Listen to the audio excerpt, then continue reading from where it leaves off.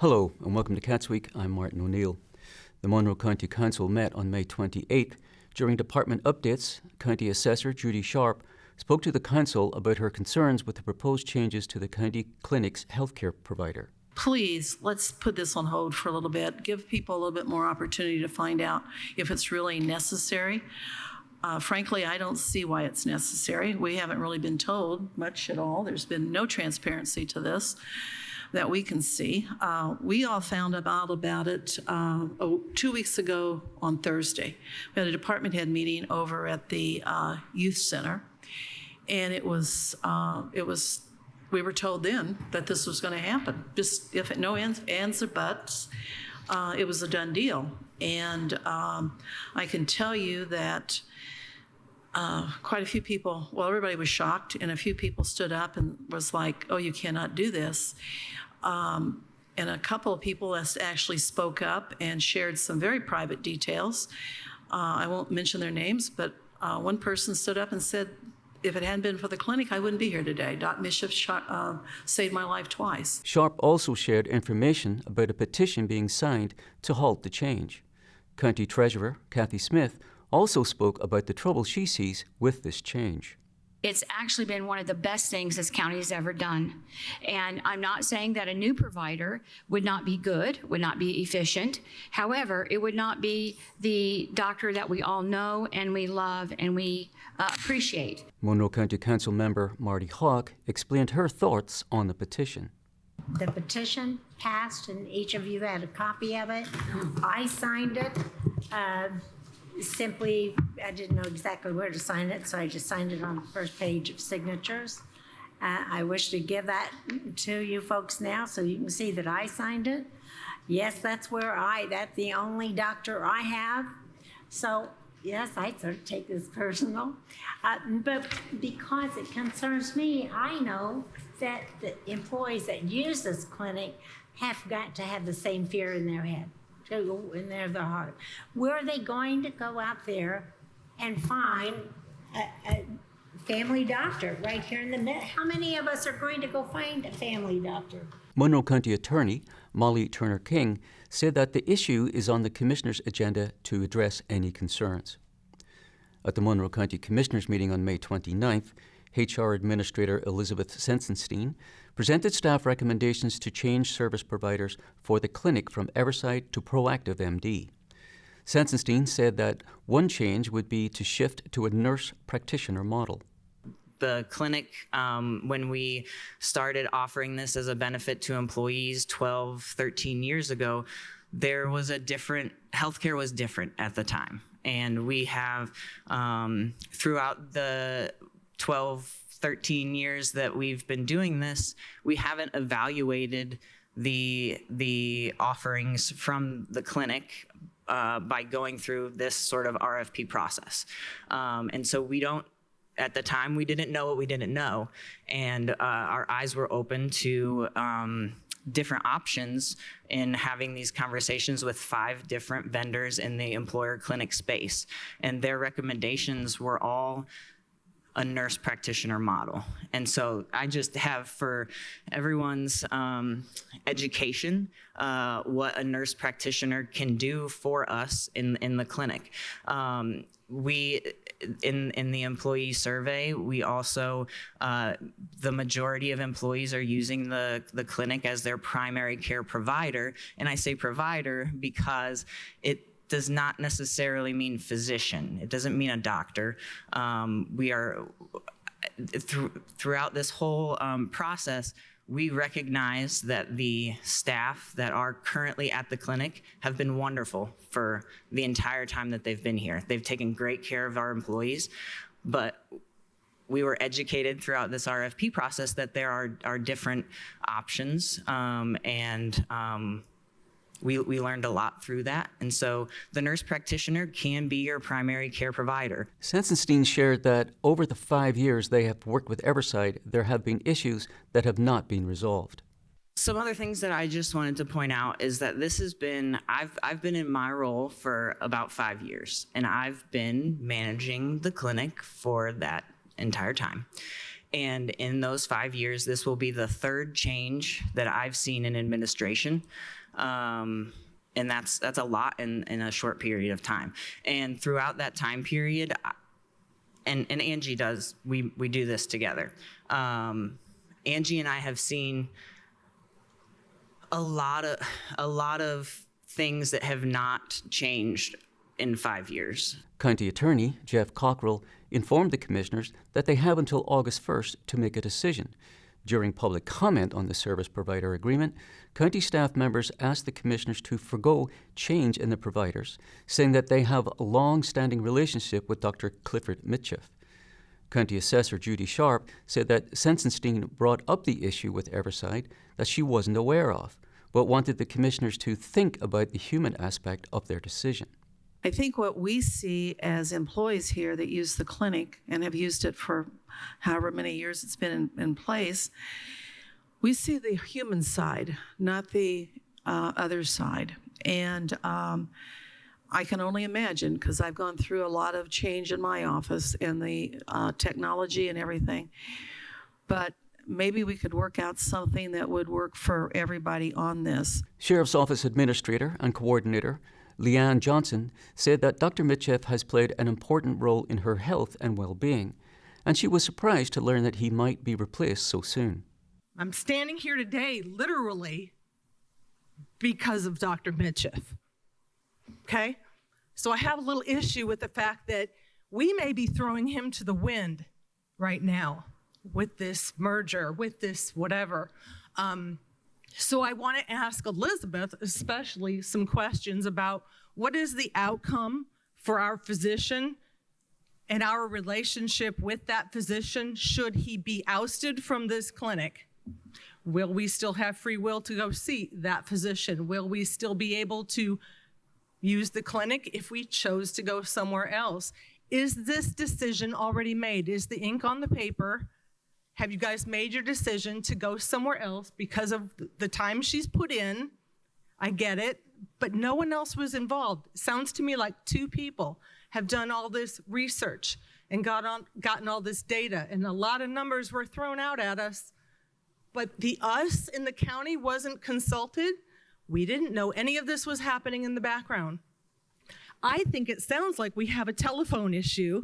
Maybe we need to revise our websites. It sounds like it's more technology than personnel issues if people aren't happy, and I think that can be resolved without revising everything. Sensenstein introduced the consultant that helped with the decision to move to Proactive. Apex Benefits consultant Sarah Michaels said they are talking about changing vendor management, not the primary care providers, and outlined why they decided to move away from Everside. Michaels said it would be possible to hire Dr. Mitchell under the administration of Proactive. What we're here to discuss is changing vendor management. And I just want to clarify because there seems to be a little bit of confusion there. The issues we have been having have not revolved around your providers. You guys love Wendy, you guys love Heather, you love Dr. Mitchell. Those are your providers. The issues and the broader contract at large here today that we're discussing is the vendor. So if we reframe that, what we're discussing is Everside was acquired recently by Marathon.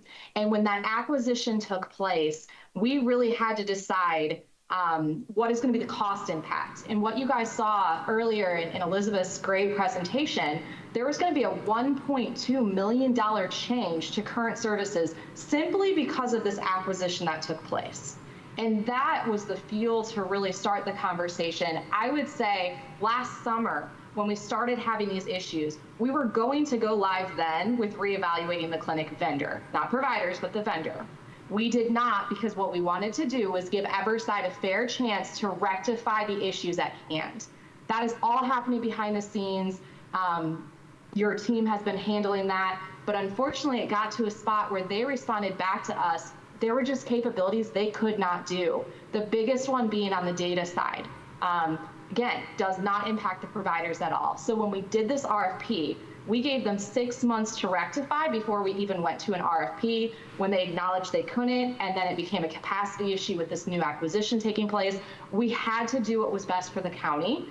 We had to evaluate all options. As a consultant, I always say every 5 years is probably appropriate to look at this just to make sure you're getting the best price and the best value. As E said, there are certain services we were not receiving today that through this process we're now able to bring to our employees. So I want to start by saying that. I also want to chime in based off the commentary I heard to say, Dr. Mitchiff, Heather, and Wendy all are able to be offered jobs by Proactive MD. Today's contract and why the communication has not gone out to staff yet is we cannot communicate anything until a contract is signed. You guys probably understand, like legally, that's what we have to do before we can communicate broadly. We don't want to cause confusion. We don't want there to be any change to patient care. And so we want to make sure we have legal contracts in place and we can start those conversations. Commissioner Lee Jones commented that she understands the desire to have a long-term relationship with your doctor, but said the doctor could change regardless of whether or not they stay with Everside. She also said that she was glad to see the position of patient advocate that Proactive was offering. Commissioner Julie Thomas also said that the discussion was about the providers, not about the vendor. Part of this is, yes, change is difficult. It may be possible to continue with our current providers, nurse practitioner and physician. Great, okay, but that's not a negotiation we are going to have, and this is not something, again, that happens in the public eye because it's a personnel issue, and in fact, it's between a vendor, Correct. administrator, Yes. and the providers they hire. But we can say to them, we want a physician 2 days a week, and they will oblige for X amount of dollars. So I would just encourage that to consider that model where we do have a nurse practitioner and we do have a physician. The commissioners voted to approve the agreement with Proactive MD. On May 30th, members of city and county government met to discuss the expansion of the Monroe Convention Center. Bloomington Mayor Carrie Thompson began the meeting, saying she wanted to create an open and transparent space for county and city officials to work together and remove tensions within the project. I hope that we are all engaging in this conversation today in the spirit of advancing this very important project for our community and really openly discussing what's important in terms of guardrails. So, you know, the budget is one of those things. But that once we set the CIB in full motion to execute on this project, that we will really allow them to do their work. And not without interaction, of course, conversation and opinions can be offered, but that we as electeds will do our best to remove friction and let this process really move forward. County Councillor Cheryl Munson detailed the history of the convention centre and cautioned against an overly ambitious vision for the future. I think it's important that some of you know more about the history of what has gone on with the convention center planning so far. And I didn't prepare this, but I would like to just tell you very quickly that discussion started among elected officials and others in about 2016. And a planning committee was appointed in 2017. I was on the committee. And the committee pursued charrettes and community engagement. We're not new to this. We've heard a lot. Coming out of that, one of the things was that we wanted civic uses of the space. But civic uses are not as conceived at that time. Were not the same as those necessarily in your item 20 in the draft letter. That is because a convention center is an event center. It is an event space that is managed to have as maximum use as possible to reduce costs and cover future planning. It takes a lot of management to have a convention center be successful. And having space that is devoted to non-events or non-revenue functions is difficult and has not been in the planning for our architects and other consultants. That doesn't mean that events involving certain groups would not take place. We use the convention center today as a civic center. All the not-for-profits who have large events use this for their fundraising. You uses it, and I just find it hard to see that setting aside space for non-event operations is going to be a wise use. I'm not an expert in this. I just want to caution everybody about their expectations in these regards, because there's civic and there's other civic.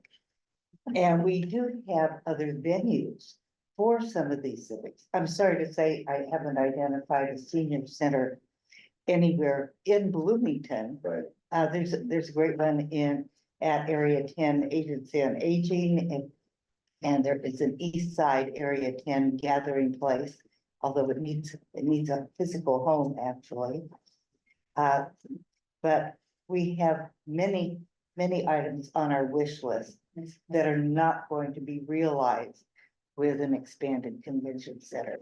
Monroe County Commissioner Lee Jones said she took issue with a letter written by the City Council and addressed to the Monroe County Capital Improvement Board. The letter made a handful of recommendations to the CIB. Jones called the letter high-handed and criticized the City Council's conduct in sending the letter. I'm afraid it's being rather high-handed. And I became concerned. One of the big reasons for pushing for a CIB was to try to remove politics from this whole process. Just put it in the hands of people who we have all appointed and feel good about. I feel very good about the county appointments. I'm hoping you feel good about your city appointments. And our intention all along was to allow them to make decisions and to just, we've appointed people who understand this community, who understand the broader aspects of this community. And it was our intention to let them do what they need to do to make this actually happen. Councilmember Jeff McKim offered his perspective on the Convention Center expansion project. The Capital Improvement Board was a structure supported by both the city and the county, although with some opposition from the former mayor, that allowed us to cut through some of this complexity, in particular by keeping the role of us elected officials to areas of broad policy and fiscal oversight. That is, keeping our hands out of the pot, but yet maintaining fiscal oversight and transparency. And it's through that framework that I urge us to all work together as we move forward. And that means recognizing a few things. So first, thinking in terms of broad policy goals. Some of those policy goals, I think, are actually really well reflected in the draft letter that's already been circulated. Avoiding new parking subsidies, for example. Applying city standards for green buildings. Ensuring that the food and beverage tax are the sole source of expansion funds. Second, also recognizing, though, that policy goals may conflict. So, for example, the eastern option for expansion also provides the best opportunity to use the existing city parking garage, but may also require an alley location. And when they conflict, we all have to be willing to compromise in order to achieve the best overall outcome. City Council member Isak Asari said elected officials should have a more measured approach surrounding the convention center conversation.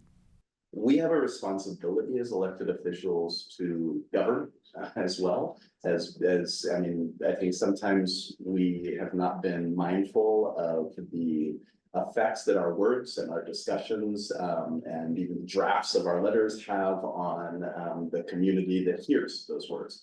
And as a consequence, I think that our conversation around the convention center has often veered towards imagination of a convention center that we're not even talking about, if that makes sense. So in other words, we're arguing against things that aren't even on the table in the first place in terms of what size this convention center actually is, who the market that we're thinking of coming to this convention center actually is, what the demand for this convention center actually is. And we need to hold ourselves accountable to that responsibility. Like it is irresponsible of us to allow the public dialogue to go in that direction where people start feeling that we're talking about something that, again, is not really on the table. City Council President Isabel Piedmont Smith provided some concluding remarks on the project as a whole, saying she appreciated hearing all the perspectives and defending the City Council's drafting of the letter written to the CIB.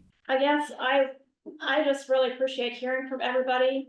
I think that the letter is not intended to slow down the project or to throw a wrench in the works.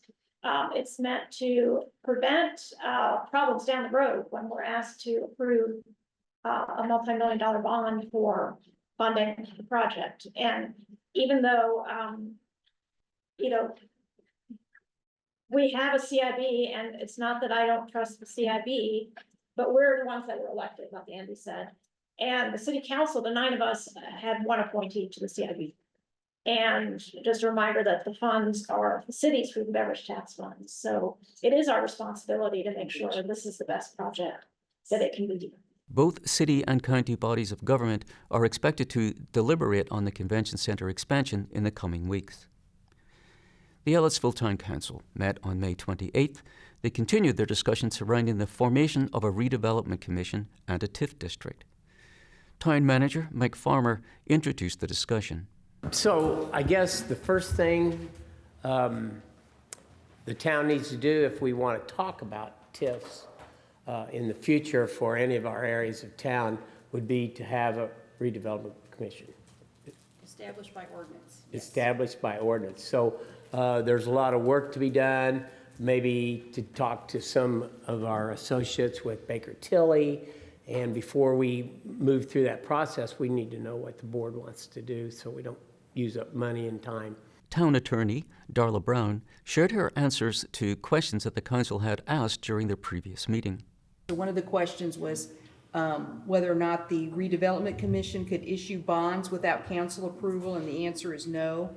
They cannot issue a bond in any amount without council approval. The redevelopment commission cannot enter into a lease agreement without town council approval, and it cannot purchase real estate over $5 million or enter into a contract for purchase of real estate that takes longer than 3 years without council approval. Councilmember William Ellis shared concerns about the Commission making frivolous purchases that the Council would have to spend money to maintain after the 20-year TIF district expired. I'm just using an example here. They build a water fountain that's made out of limestone that cost $3 million. It's under their $5 million limit. They use the TIF funds from their bonds to do that. Well, it maybe costs $150,000, $200,000 a year to maintain. Well, they can do that for the 20 years from the TIF funds coming in, but once that TIF expires, the town has to absorb it. We have no control over what they do with it. Farmer said that might be true in a worst-case scenario. However, he reminded Ellis that the TIF is meant to improve the town's infrastructure and contribute to the town's economic development.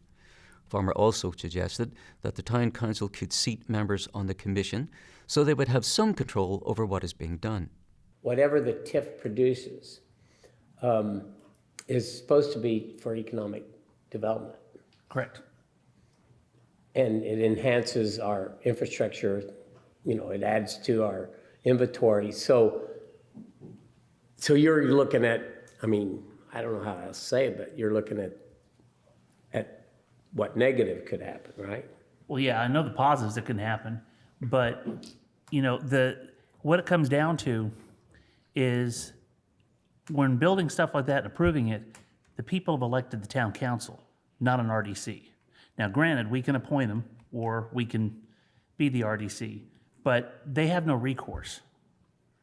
They can't sit there and say, next election, I'm getting those guys out, like they can for us. And I understand that, but isn't I mean, we've talked about this, but isn't the fix is to have the town council be the RDC? I agree.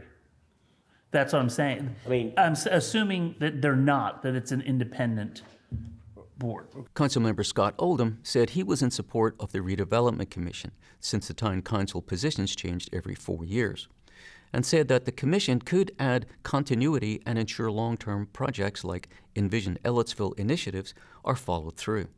Over the years, I've watched the council change in makeup every 4 years. So by potentially having that RDC set outside the council or a hybrid version of the council, we maintain some continuity over that 20 years, and we're not, oh, we're 3 years in and we're going to change because this council doesn't cycle in a 4 year. I do see that point completely too. And at any one given time, the majority is up for re-election and can change drastically what is being happening unless that has been left to the RDC to bring forth recommendations to then have the council approve or disapprove.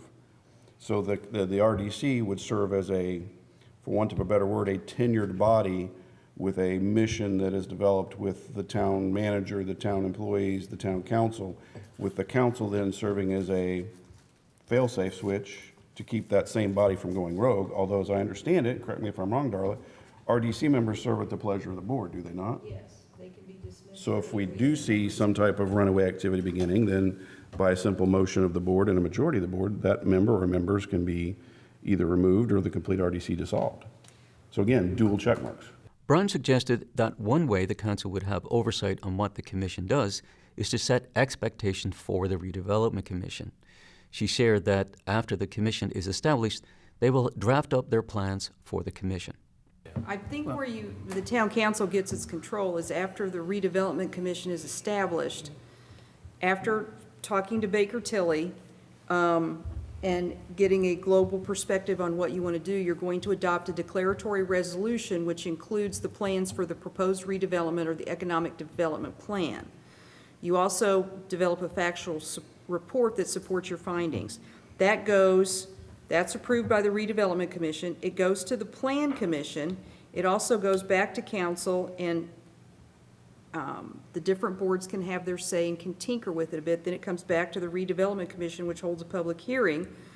Then it approves the plan with a confirmatory resolution. So I think if you wanted to limit the scope of what could be done, I think that's one way to do it, is it goes in your plan that you develop right out of the box. Farmer reminded the council that the reason they considered starting a redevelopment commission and a TIF district was to meet the town's basic needs.